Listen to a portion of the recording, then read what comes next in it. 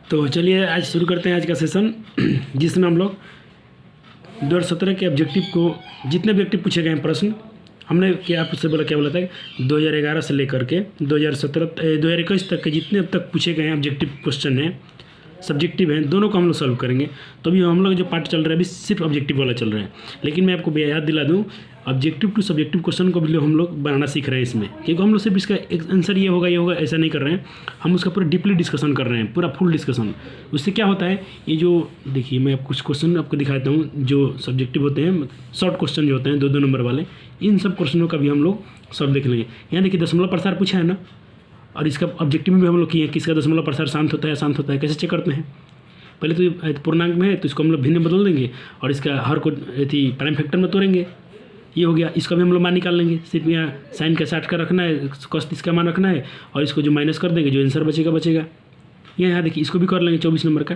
तो हम लोग लगभग ये 50 में 50 जो आज का पैटर्न है हमारा 50 ऑब्जेक्टिव होता है, कितना 50 ऑब्जेक्टिव। तो 50 नंबर इधर से ऑब्जेक्टिव से, और मैं आपको याद दिला दूँ यहाँ से कम आप लोग 20 नंबर तो जरूर कर लेंगे। तो 70-80 नंबर तक आप लोग आराम से जाने वाले हैं एकदम ऐसे ही ऑब्जेक्टिव के माध्यम से। और फिर हम एक सेशन और लाएंगे एग्जाम से पहले जो क्वेश्चन होते हैं सब्जेक्टिव वाले 2, 3, 4, 5 नंबर वाले उसको ही करेंगे, 3 नंबर 5 नंबर वाले को। चलिए पहले आंसर आप बता सकते हैं इसका क्या होगा। पूछ रहा है, एक मिनट थोड़ा इसको क्लीन किया जाए। पूछ रहा है कि द्विघात समीकरण x² 2x² - 4x + 3 = 0 का विवेचक क्या होगा। आपको मैंने बताया था विवेचक पूछे आपसे विविधकर पूछ ले, आप याद रखिएगा। आपसे पूछ रहा है d = b² - 4ac, तो b इसका फॉर्मूला लगा दीजिए। देखिए आपसे इसमें विवेचक पूछा है ना, विविधकर पूछे, सिंपल सवाल है। आपको देखिए मैं आपको डीपली बताता हूँ। a का मान यहाँ पे 2 हो जाएगा, x का स्क्वायर गुणन क्या है ये a का मान हो गया, b के मान दिख रहा है आपको -4, b के मान दिख रहा है -4 और c के मान आपको स्पष्ट दिख रहा है क्या है 3 है, क्या है 3 है। आपने तीनों को लिख लिया।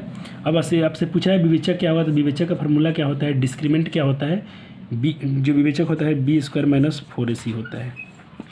b², तो हम लोग का b का वैल्यू कितना है यहाँ पे -4 है, तो -4 लिखेंगे, इसके स्क्वायर करेंगे फिर माइनस ये फार्मूला 4 से आया, a का वैल्यू पुट करेंगे, a का वैल्यू आपको दिख रहा है 2 और c का वैल्यू आपको दिख रहा है 3। आप -4 का स्क्वायर करेंगे तो क्या होगा 16 होगा। ये माइनस का जब भी माइनस का संख्या स्क्वायर करते हैं, जब माइनस के पावर में आप देखिएगा सम संख्या हो तो इसका आंसर प्लस में आएगा, यहाँ पावर में 2 हो 4 हो 6 हो 8 हो आंसर प्लस में ही आएगा। फिर यहाँ माइनस, अब इसको मल्टीप्लाई कर लीजिए, 4 दूना 8 8 तिरिके 24, 4 दूना 8 24। अब देखिए 16 में से आपको 24 घटाना है। आपको जब बताइए 16 में से आप 24 घटाएंगे तो क्या होगा -8 आएगा, कितना आएगा -8। ऑप्शन चेक कीजिए, हाँ आपको दिख रहा है ना, ऑप्शन सी राइट है आपका। चलिए तो आप ऐसे ही बता सकते हैं कौन परिमेय संख्या है। देखिए आप ये तो अपरिमेय हो गया, ये भी √7 अपरिमेय हो गया। ये यहाँ देखिए 16 का वर्गमूल 4 और हाँ ये सी आंसर हो जाएगा इसका, क्योंकि आप इसको सॉल्व करेंगे तो 16 का वर्गमूल क्या बनेगा 4, तो यहाँ 4 लिखेंगे बाहर, और 25 का वर्गमूल 5, 4/5 आ रहा है तो ये परिमेय संख्या हो गया सी। ये नहीं होगा क्योंकि √3 से √2 नहीं कटेगा तो ये अपरिमेय हो गया।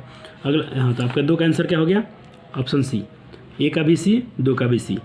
अगला सवाल x² - 2x + 5 = 0 के मूल अल्फ़ा बीटा हो तो अल्फ़ा प्लस बीटा का मान, एकदम कितना हलवा सवाल है।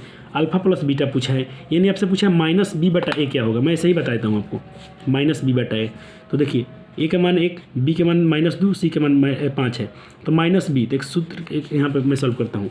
एक तो आपका सूत्र क्या होता है -b/a, तो एक तो यहाँ से माइनस आ गया, और एक आपका क्वेश्चन में देखिए आपको दिया है b का मान क्या दिया है -2 दिया है, क्या दिया है -2। तो एक इसका माइनस एक उसका माइनस क्या हो जाएगा, दोनों का माइनस मिलकर प्लस हो जाएगा। और बट्टा में सूत्र क्या होता है a का वैल्यू क्या है 1 है। आप माइनस से माइनस कैंसिल कर सकते हैं तो क्या बचेगा, सिर्फ आपका 2 बचेगा, तो इसका आंसर 2।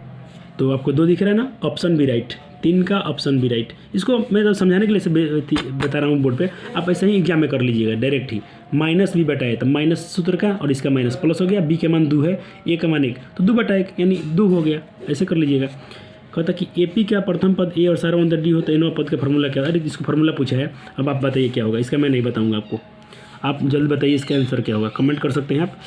और देखिए ये तो फार्मूला होता नहीं है, ये भी फार्मूला नहीं होता है, a + n - 1 × d ये वाला फार्मूला होता है, ऑप्शन बी राइट है इसका भी। देख लीजिए, मैं आपको बताया हूँ ना, यहाँ से एक क्वेश्चन पूछेगा और आप सब लोग फिर हम पढ़ेंगे और आप देख के ही आंसर करेंगे। क्यों करेंगे आप? क्योंकि आप थोड़ा अलग हैं, आप ट्रिक से पढ़ें इसको।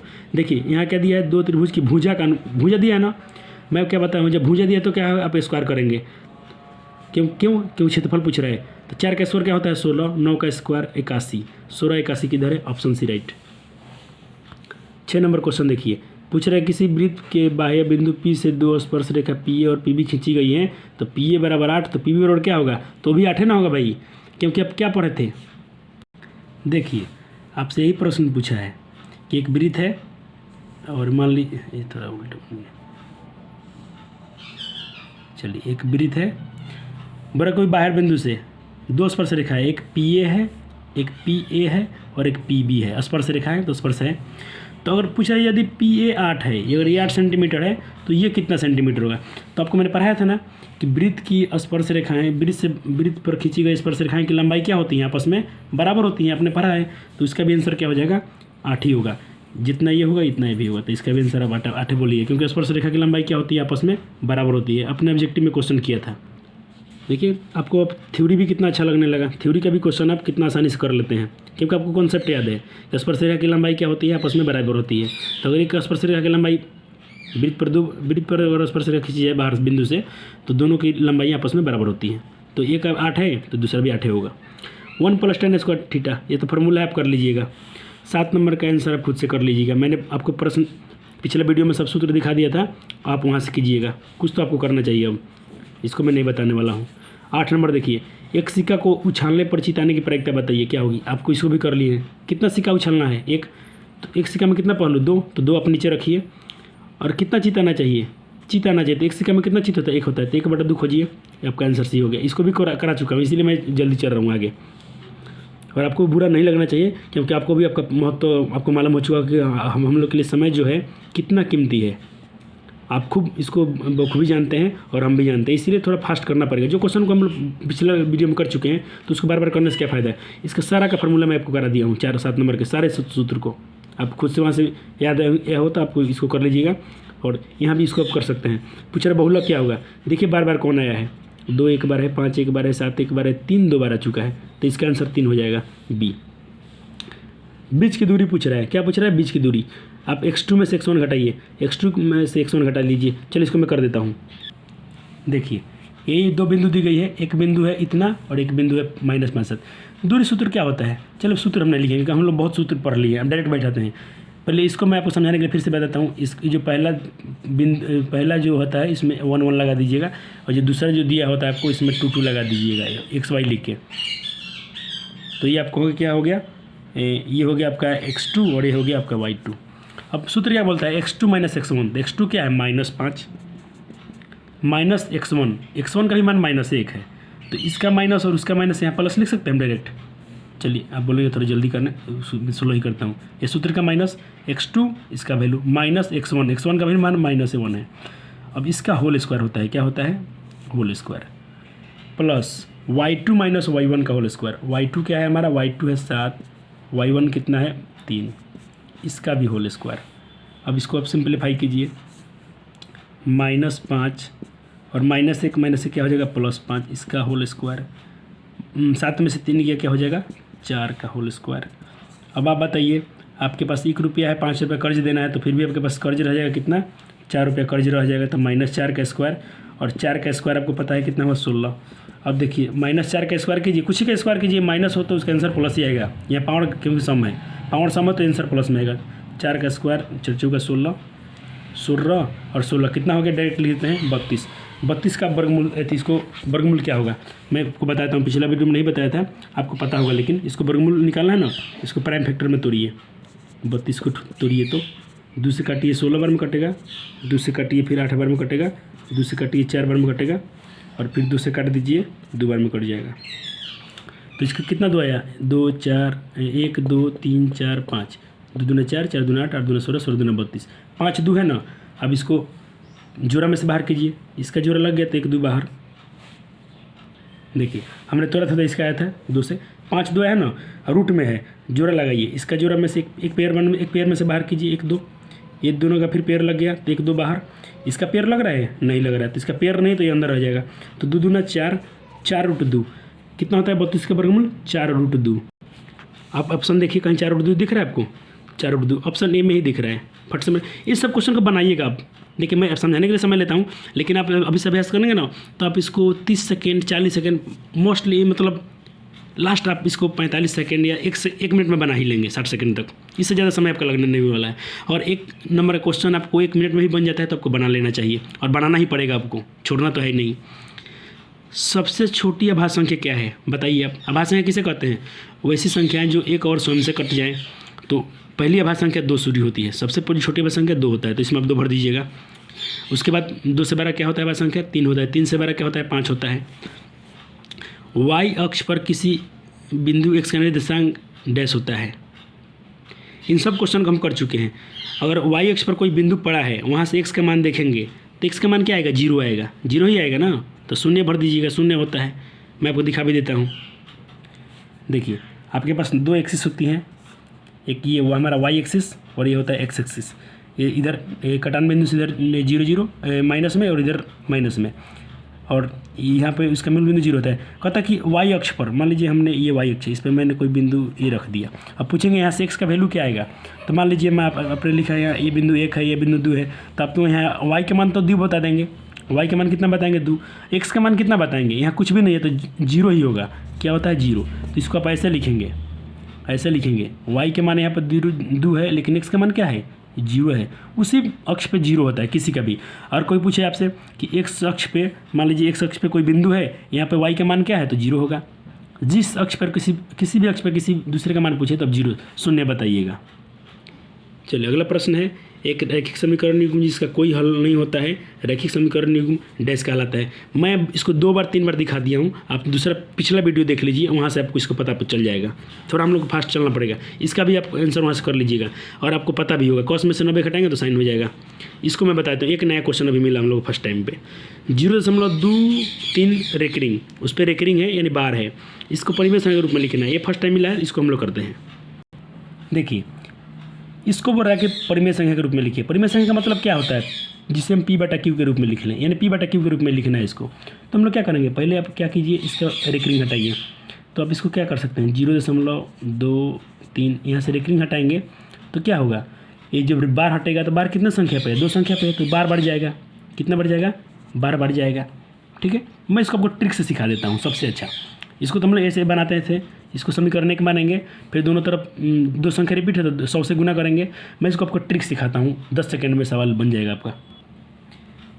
मैं इसको पहले बना के दिखाता हूँ, इसलिए बनाता हूँ क्योंकि ये क्वेश्चन 2 नंबर में पूछे जाते हैं, वहाँ से आपको फ़ायदा होगा।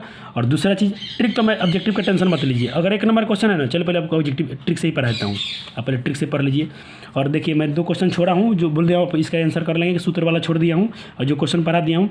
तो आप लोग प्लीज़ ऐसा ना सोचेंगे कि सर को नहीं आ रहा तो सर स्किप कर रहे हैं क्वेश्चन को, ऐसा कुछ नहीं है। आपके लिए छोड़ रहा हूँ क्योंकि आपने पिछले वीडियो देख लिया, हो सकता है आपको याद ही होगा, लेकिन मैं ऑफलाइन हूँ तो आप तो कमेंट कर नहीं सकते हैं। अभी मैं वीडियो अभी डालूंगा, आप पता नहीं आपको कमेंट करेंगे। प्रॉब्लम यह है कि अभी ऑनलाइन हम नहीं आ सकते हैं। ऑनलाइन आने के लिए आपका सहायता चाहिए, जब तक आप सहायता नहीं करेंगे हम ऑनलाइन कभी आ नहीं सकते हैं। तो इसमें आपकी बहुत बड़ी भूमिका होगी कि आप हमें ऑनलाइन लाने के लिए कम से कम 1000 सब्सक्राइबर के लिए उसको वहाँ तक पहुँचाइए, फिर हम ऑनलाइन आएंगे, आपस में बातें होंगी, आप भी अपना कुछ बात रखेंगे, कुछ हम भी रखेंगे, कुछ हम सीखेंगे, कुछ आप सिखाएंगे और कुछ आप भी सीखेंगे, हम मिल के पढ़ेंगे, मज़ा आएगा। और सही बात यह है कि जब समझ आएगा तो मज़ा आएगा। आपने सुना होगा एक ऐड आता है, समझ आएगा तो मज़ा आएगा।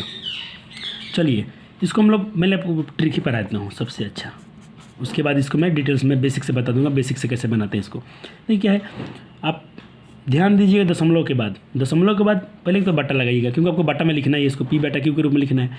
तो दशमलव का मतलब पहले आप बट्टा लगाइए, और जो संख्या दी गई है उस पर देखिए किस पे, पहले पूरा संख्या लिख लीजिए। पूरा संख्या क्या है हमारा, 0.23 था ना, तो दशमलव हटा के लिख दीजिए, ऐसे लिख दीजिए। दशमलव अब नहीं लिखना है क्योंकि आप ट्रिक से बनाना है।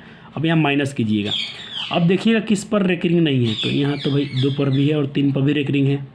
और सपोज दैट इस पर रेकरिंग नहीं होता तो हम लोग क्या करते कि 2 को घटाते, लेकिन थोड़ा सा मिटाता हूँ गलत, लेकिन यहाँ क्या है, दोनों पर रेकरिंग है, तो हम लोग क्या करेंगे, इसको जिस पे नहीं उसको घटाएंगे। इस जीरो पर रेकरिंग नहीं तो जीरो घटाएंगे, ठीक। और बट्टा में जितना संख्या पर रेकरिंग होगा, जितना पर रेकरिंग होगा उतना 9 लगाइएगा, उतना 9 लगाइएगा। अब आप 23 में से जीरो घटाइए तो 23 ही बचेगा, बट्टा में 99। ये आपका आंसर हो गया। ट्रिक से बन गया ना, एक लाइन में आंसर आएगा। आपको नहीं लगता ना? चलो मैं कुछ क्वेश्चन अपने मन से करा देता हूँ। चलिए सपोज दैट आपसे कोई पूछ ले कि 1.2 ऐसे सिर्फ 3 पर रेकरिंग, बोलेगा इसको पी बटा क्यू के रूप में लिखें। आप मेरा ट्रिक अप्लाई कीजिए। पहले आप पूरा संख्या लिखिए 1 2 3, पूरा संख्या ही ना, दशमलव छोड़ देना है, फिर माइनस लिखिए, फिर बट्टा लगा ही दिए हैं। अब देखिए किस पर रेकरिंग नहीं है, 1 पर रेकरिंग नहीं है और 2 पर नहीं है, यानी दोनों घटाइए, यानी 12 हो गया ना, 12 घटाइए। अब कितना पर रेकरिंग है? एक संख्या पर रेकरिंग है तो आप एक ही 9 लगा सकते हैं। यहाँ पर 2 संख्या पर रेकरिंग था, 2 पर रेकरिंग है तो 2 9, यहाँ पर एक संख्या पर रेकरिंग है तो 1 9। अब आप घटा लीजिए। और एक और बात पर ध्यान दीजिए, दशमलव के बाद कितना संख्या पर रेकरिंग नहीं है? दशमलव के बाद एक संख्या पर तो रेकरिंग था तो 1 9। अब जितना संख्या मान लीजिए 2-3 संख्या पर रेकरिंग नहीं तो उतना हम लोग जीरो लिखना पड़ता है। एक संख्या पर रेकरिंग नहीं है ना तो उतना हमको जीरो देना पड़ेगा।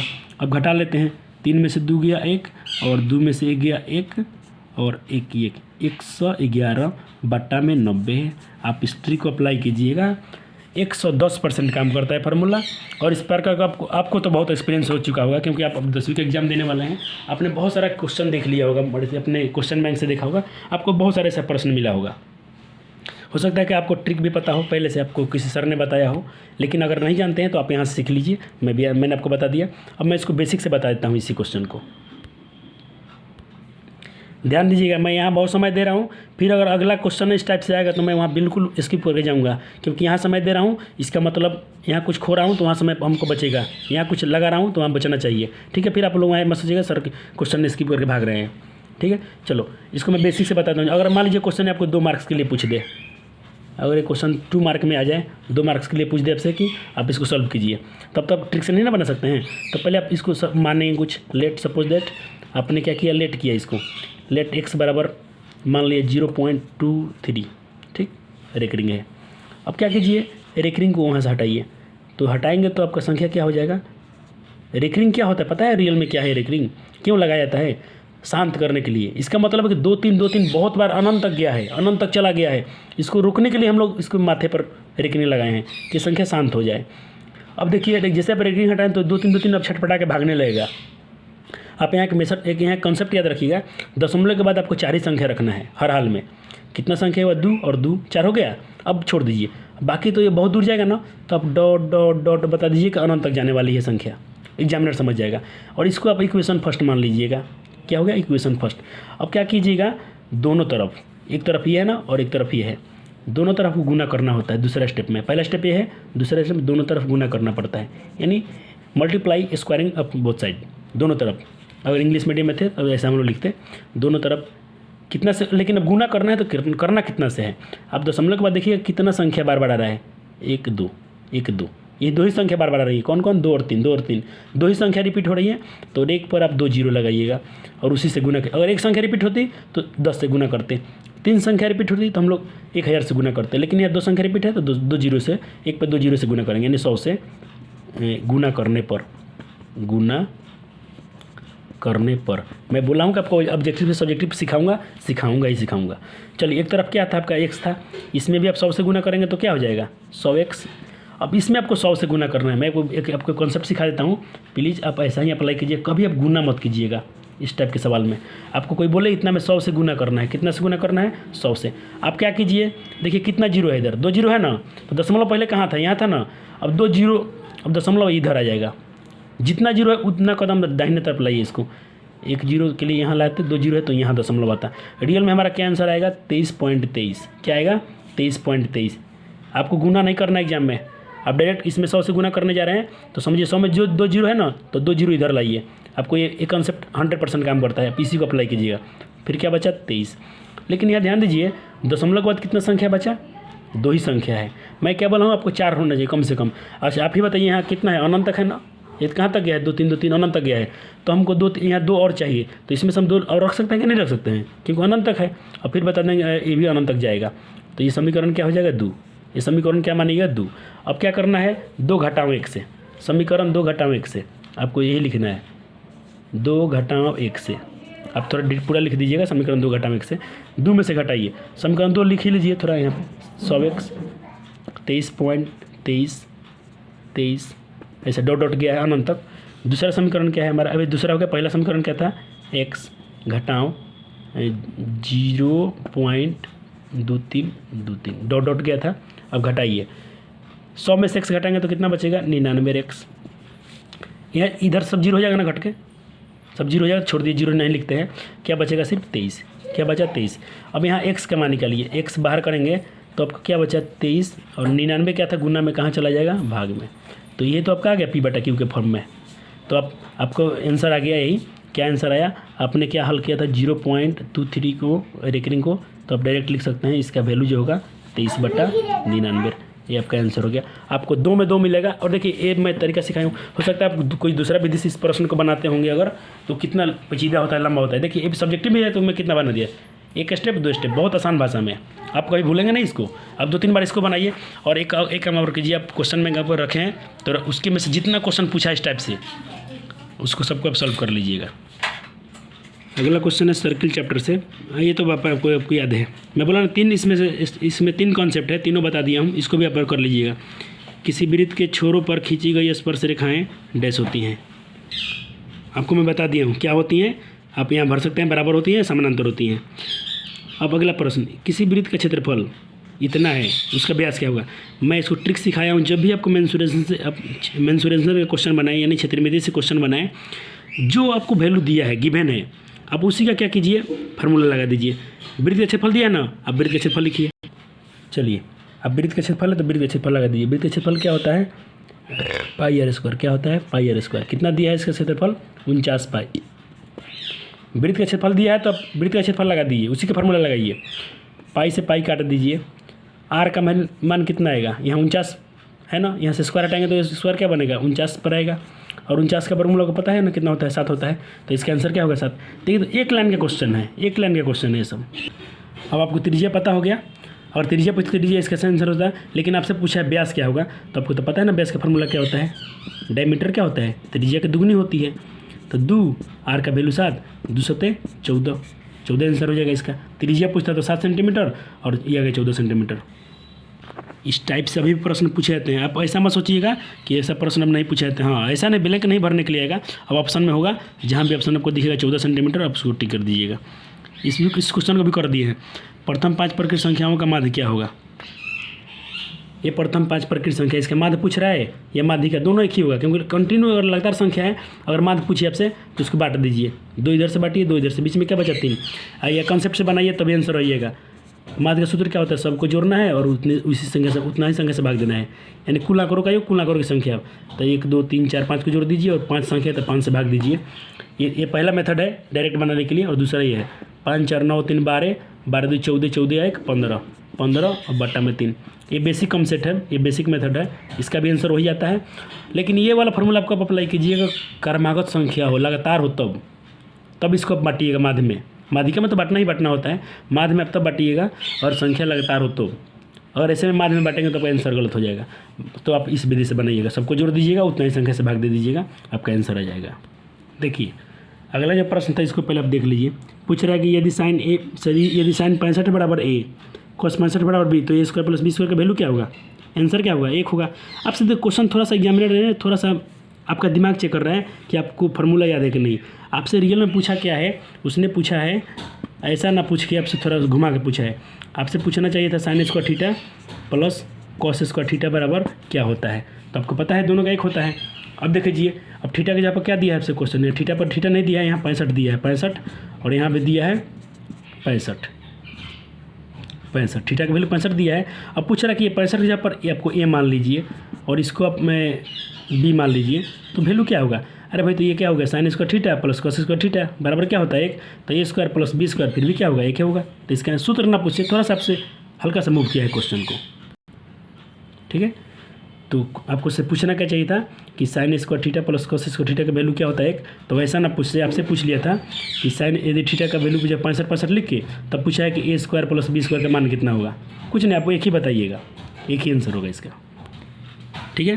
तो आपसे पूछ ले कि sine square theta plus cos square theta बराबर क्या होता है, तो एक, तो यहाँ साइन स्क्वायर के जगह पर क्या दिया है, थीटा के जगह पर क्या दिया है 65, और यहाँ भी 65, लेकिन इसका एक का मान बोला 1 और ये बोला यदि बी है, यदि ये है, यदि बी है तो ए स्क्वायर बी स्क्वायर क्या होगा, ए स्क्वायर किसका होगा, यानी साइन स्क्वायर थीटा, और क्या बी का स्क्वायर करेंगे तो बी का वैल्यू कितना है कॉस, तो कॉस स्क्वायर थीटा, तो वही ना बच गया साइन स्क्वायर थीटा, ये हो गया sine square theta plus cos square theta बराबर क्या होता है 1 होता है।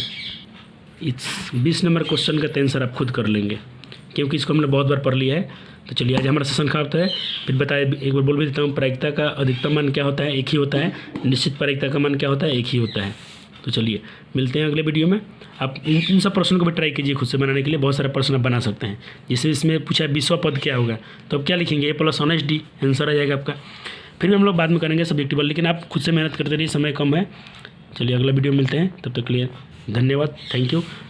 वीडियो को इस सेशन को ज़्यादा से ज़्यादा लाइक कीजिएगा और शेयर कीजिए ताकि हम लाइव भी आ सकें, और क्योंकि हमारा 1000 सब्सक्राइबर पुर जाएंगे तो हम लोग लाइव भी आएंगे, आप भी पढ़ेंगे, हम भी पढ़ेंगे, मिलकर पढ़ेंगे साथ में। चलिए थैंक यू।